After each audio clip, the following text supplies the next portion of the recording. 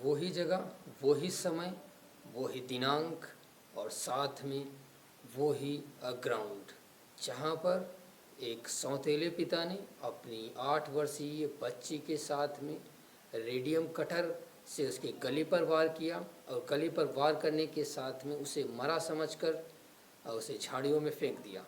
फेंकने के साथ में जैसे ही उस बच्ची को होश आया वैसे ही वो झाड़ियों से हाईवे पर आई। हाईवे पर आसपास खड़ी भीड़ ने उसे उठाकर पास के हॉस्पिटल में भर्ती कराया। भर्ती कराने के साथ में उसकी इतनी करतूत थी कि उसने 2 साल पहले उसकी माँ का मर्डर कर दिया था। मर्डर करने के साथ में उस बच्ची का मर्डर करते समय उसने ये शब्द बोले कि जैसे तेरी माँ को ऊपर पहुँचाया वैसे तुझे भी ऊपर पहुँचा दूंगा। नमस्कार, मेरा नाम अमित कुमार। स्वागत करता हूँ अपराधपुर के यूट्यूब चैनल पर। आशा करता हूँ आप सभी लोग अच्छे होंगे और अपनों का ख्याल रख रहे होंगे। इन्हीं चंद लाइनों के साथ में आज हमारी गाड़ी कहानियों का सिलसिला बढ़ता हुआ पहुंच चुका है मध्य प्रदेश। मध्य प्रदेश का एक भोपाल डिस्ट्रिक्ट लगता है। भोपाल अपने आप की खूबसूरती में मशहूर। भोपाल में एक गैस ट्रेजिडी हुई थी जिसमें कई लोग, इतना बड़ा ट्रेजिडी थी जिसमें कई लोगों को जान गंवानी पड़ी थी। उसी भोपाल की आज कहानी है। कोहे फिजा पुलिस स्टेशन पास का नियरेस्ट पुलिस स्टेशन पड़ता है जहाँ की ये कहानी है। उस कहानी का 2 साल पहले अगर हम आपको ले चलें कि 2029 जनवरी 2022 को लॉकडाउन का सीज़न समाप्त हो चुका था। उसी बीच में तेज सिंह लोधी नाम का एक व्यक्ति होता है और उसकी पत्नी का नाम संगीता होता है। दोनों आपस में अच्छे खासे रह रहे होते हैं। उनकी जो है 8 साल पहले शादी हुई होती है। 8 साल पहले शादी होने के साथ में उनको एक बच्ची होती है और बच्ची होने के साथ में उनका सिलसिला, उनका घर बार अच्छा चल रहा था, कारोबार भी अच्छा चल रहा था। अचानक एक दिन उन दोनों लोगों के बीच में खटास पैदा होती है। खटास इस वजह से पैदा होती है कि जो तेज सिंह लोधी था उसको अपनी पत्नी पर शक हो जाता है जिसका नाम संगीता होता है कि उसका किसी के साथ में चक्कर चल रहा है। किसी का जो है किसी दूसरे मर्द के साथ में वो बातचीत करती है, फ़ोन पे बात होती है, व्हाट्सएप चैटिंग होती है और घर से निकलकर अपने साथ में कुछ ऐसी अनहोनी चीज़ें करती हैं जिससे कि उसे अच्छा नहीं लगता था। वो उन चीज़ों को घर में आकर जैसे ही वो प्रवेश करती उनको मना करता कि ये सब चीज़ें अच्छी नहीं हैं। लेकिन औरत की जात वो मानने को तैयार नहीं है। वो तो सीधा जवाब दे देती कि जो है हमने ऐसा कुछ नहीं किया। लेकिन तेज सिंह लोधी जो था उसका दिमाग घूम रहा था और वह इन सब चीज़ों को अपनी आंखों से देख रहा था। इस वजह से उसे जो है गुस्से में वो लाल तात रहता। आए दिन रोज़ लड़ाई होती, रोज़ झगड़े होते। झगड़े का कसूरवार सिर्फ एक ही बंदा था जो कि उसके साथ में, उसकी पत्नी के साथ में जिसके रिलेशन थे। इस वजह से वो इन सब चीज़ों के बारे में ज़्यादा सोचता, ज़्यादा समझता रहता था। कभी कभी उससे भी, जो उसका एक्स बॉयफ्रेंड था, उससे भी लड़ाई हुआ करती थी। लेकिन इन सब चीज़ों को साइड में रखते हुए तेज सिंह लोधी एक दिन अचानक प्लान बनाता है। प्लान ऐसा वैसा नहीं, प्लान मर्डर का बनाता है। जो कि उसकी पत्नी होती है उसको सेफिया ग्राउंड, उसी कोहे फिजा पुलिस स्टेशन के नियर अबाउट पड़ता है सेफिया ग्राउंड, जो कि भोपाल डिस्ट्रिक्ट के पास में ही है, मुख्यालय से कुछ दूरी पर। वहाँ पर जाकर शॉपिंग के लिए, पिकनिक के लिए 3 लोग जाते हैं और वहीं पर पहले तो पिकनिक बनाया जाता है। जो भी आसपास की चीज़ें देखने लायक होती हैं और सब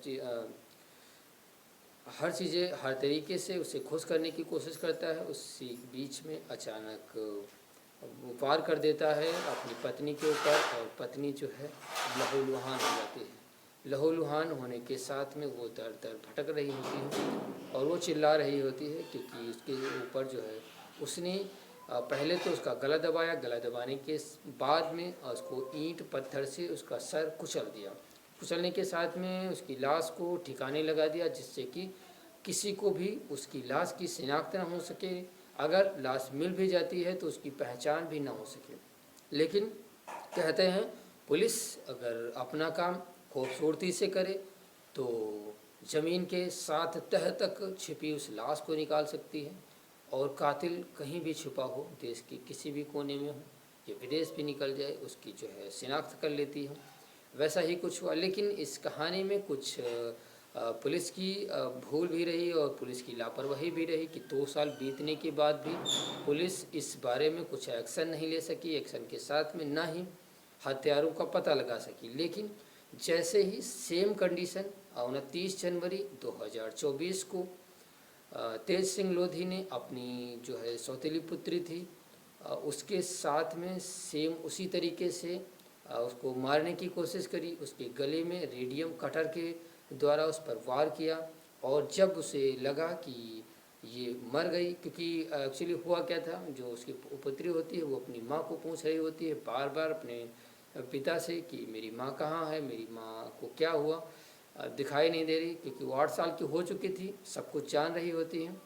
इस बीच में तेज सिंह लोधी को जब भी बच्ची उससे सवाल करती तो उसको गुस्सा आता। गुस्सा आने के साथ में कोशिश करता कि उस बच्ची का वहीं पर निपटार कर दिया जाए, उसको मार दिया जाए। लेकिन समाज का डर था और एक तो पहले से ही उसके अंदर एक डर भरा हुआ था, क्योंकि उसकी माँ को उसने कुचल दिया था, उसके सर को कुचल दिया था और उसे मौत के घाट उतार दिया था। लेकिन इन सब चीज़ों को वो बर्दाश्त करता रहा। अचानक एक ऐसा दिन आया जब उस 8 साल की बच्ची में इतनी हिम्मत आई कि बाप तो था लेकिन माँ ऐसी थी उसके पास में थी नहीं, जो कि उसको जिसकी उसको कमी खल रही थी। इस वजह से उसने एक ही विचार बनाया, अपनी पिता से पूछने की कोशिश करी। लेकिन पिता जो था तेज सिंह लोधी वो गुस्सैल टाइप का था, वो इन सब चीज़ों को इग्नोर करता रहा। लेकिन एक दिन ऐसा हुआ कि बच्ची जो है थोड़ा